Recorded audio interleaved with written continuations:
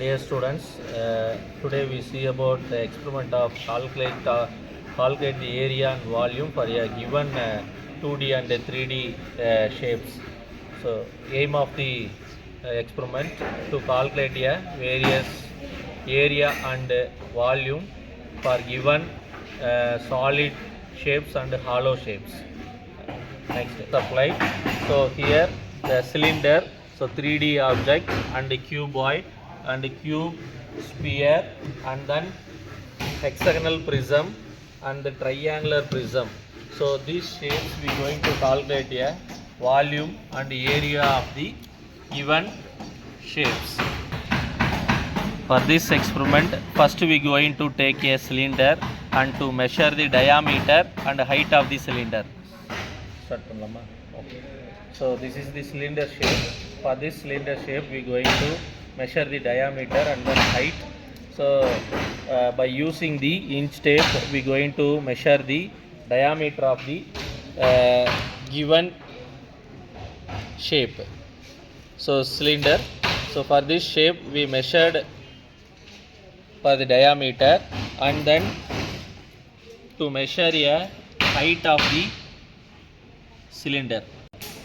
So now we going to measure a cube. So for this cube we take a one side length of the cube. So for this value we take a to find a area and volume. So likewise we going to measure sphere and triangular. So sphere and triangular prism and then cuboid. So likewise we going to measure sphere, triangular prism and then cuboid and then finally hexagonal prism. So these are all solid shapes we going to measure side value and then to find the area and volume of the given solid objects.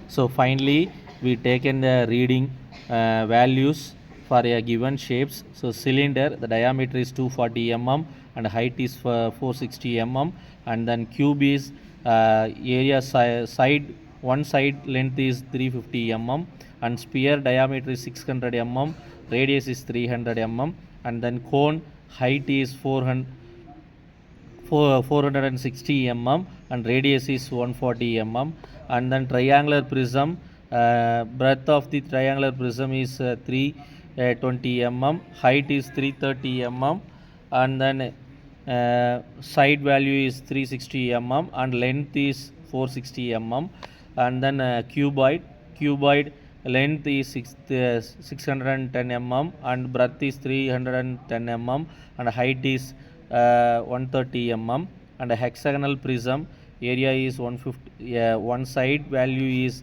150 mm and height is 460 mm. So these values are given shapes like cylinder, cone, sphere.